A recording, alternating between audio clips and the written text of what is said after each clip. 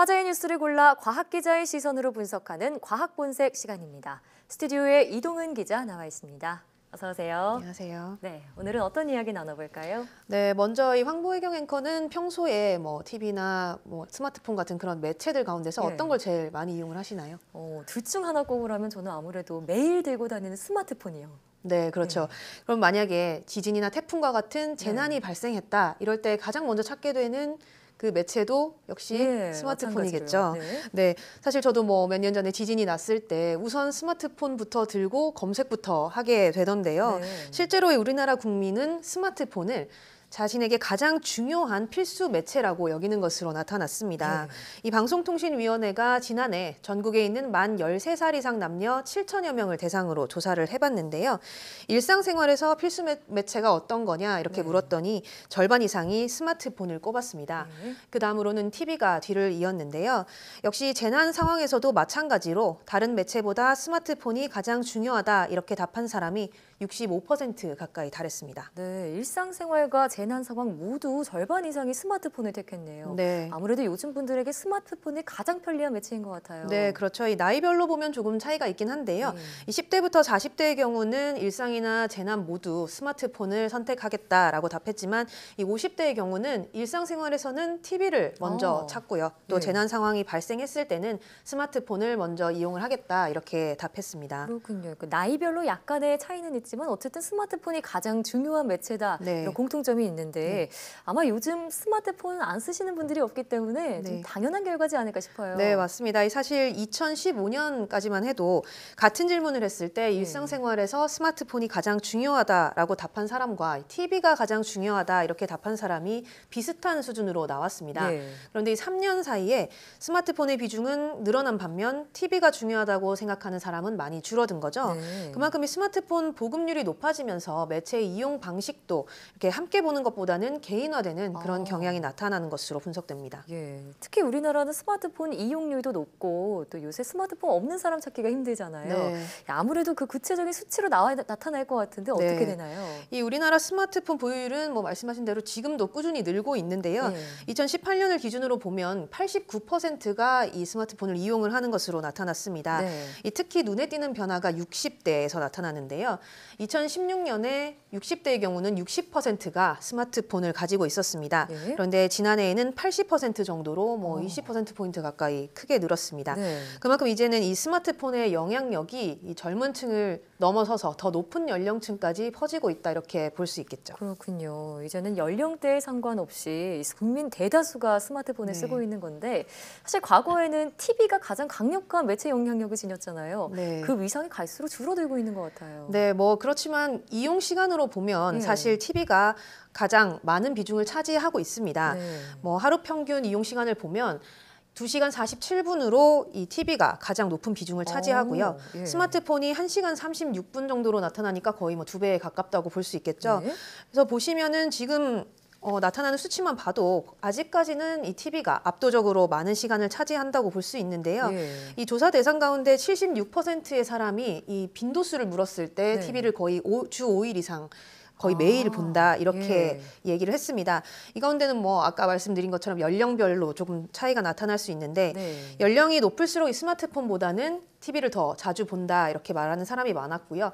예전에는 한 50대 정도만 해도 TV를 더 스마트폰보다 많이 본다 했는데 이제는 이 연령층에서도 스마트폰을 더 많이 본다 이런 현상이 나타나고 있습니다. 그렇군요. 이렇게 TV를 이용하는 시간이 아직은 압도적으로 많은데도 가장 중요한 매체가 무엇이냐 이렇게 물었을 때는 스마트폰을 꼽은 거네요. 네, 우리가 TV를 보는 이용 행태를 좀 봐야 되는데 TV를 보면서 보통 이렇게 TV 화면만 계속 쳐다보고 있지는 않잖아요.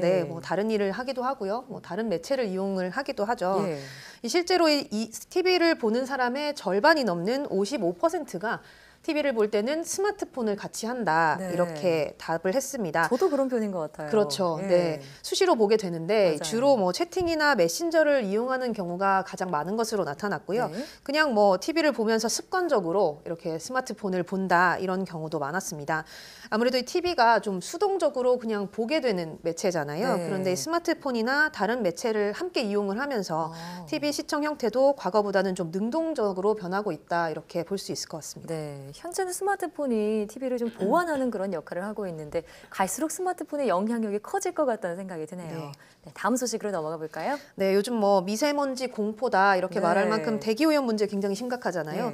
뭐 지난해에는 라돈 침대 사태도 있었고요. 우리 주변에서 오염 물질들, 이런 유해 물질들이 굉장히 많이 발견이 되고 있는데 그 중에 하나가 또 중금속이겠죠. 중금속. 중금속은 제가 알기로는 한 번 들어오면은 몸속에서 쉽게 배출되지 않는다고 알려져 있거든요. 네, 맞습니다. 그래서 더더욱 주의해야 하지 않을까 싶은데요.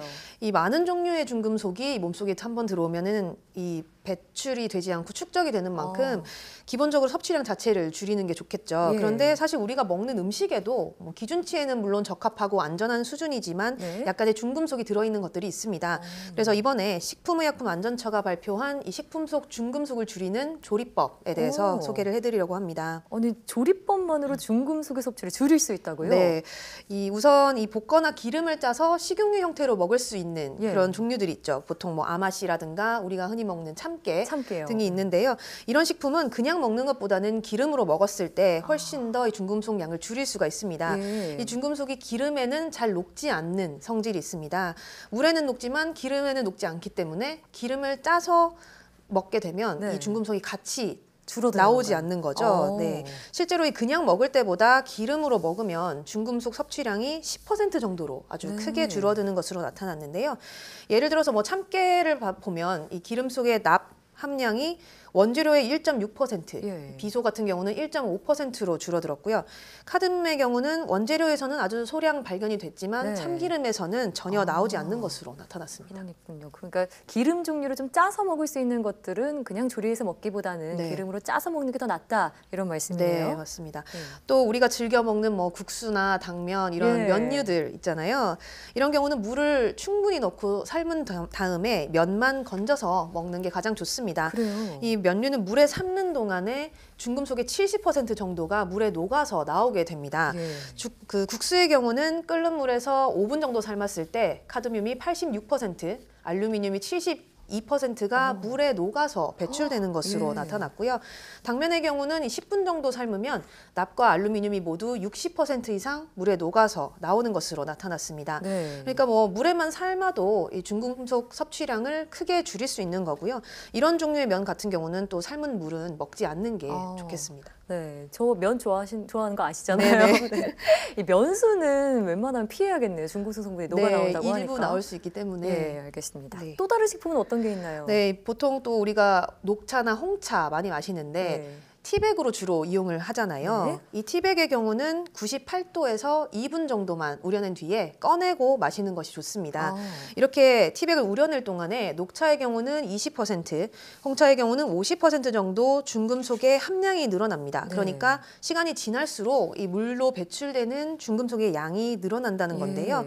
이 녹차 티백은 98도에서 2분 동안 우려냈을 때 물속에 있는 카드뮴 함량이 14% 정도였는데 한 8분 더 우려서 10분 정도 됐더니 이 카드뮴 함량이 21% 정도로 늘어났습니다. 홍차 티백도 비슷하고요. 자, 그러면은 2분 정도만 티백을 우려내고 버려야 한다는 얘기인데 사실 좋은 차에는 이런 좋은 성분들 때문에 먹고는 하잖아요. 근데 우리가 이렇게 몇 분만 우려내도 그런 성분들을 충분히 섭취할 수 있는 건가요? 네, 이 뭐 녹차나 홍차만 봐도 그 속에 들어있는 카테킨이나 뭐 비타민 C 같은 아주 좋은 생리활성 물질들이 많이 들어있는데 이 물질들은 물에 아주 잘 녹아나오는 성질이 있습니다. 그렇기 때문에 한 뭐 2, 3분 정도만 놔둬도 충분히 섭취할 수 있는데요. 녹차를 보면 이 항산화 물질이 90도에서 한 3분 안에 대부분 추출되는 것으로 나타났고요. 비타민C도 3분이 되기 전에 직전에 가장 많은 양의 이 좋은 성분들이 많이 나오는 것으로 나타났습니다. 그렇군요. 저는 좀 아까워서 여러 번 우려먹는 걸 좋아하는 편인데 앞으로는 한 번만 또 2, 3분씩만 짧게 우려내고 버려야겠습니다. 혹시 또 다른 식품들 소개해 주실 게 남았나요? 네, 뭐 앞서도 계속 말씀드렸지만 이 중금속이 물에 잘 녹기 때문에 커피의 경우도 이 추출을 해서 먹잖아요. 추출을 해서 먹게 되면 원래 있던 그 커피에 있던 중금속이 한 40% 정도가 줄어들게 되고요. 또 우리가 봄나물 많이 먹는데 나물 드실 때도 물에 이렇게 삶아서 드시게 되면 거의 30% 이상의 중금속 섭취를 줄일 수 있으니까 생으로 먹는 것보다는 좀 더 좋을 것 같습니다. 그 조리법과 식습관만 바꿔도 일상생활 속에서 중금속 노출을 피할 수 있다고 하니까 저부터 당장 실천해 봐야겠습니다. 오늘 말씀 잘 들었습니다.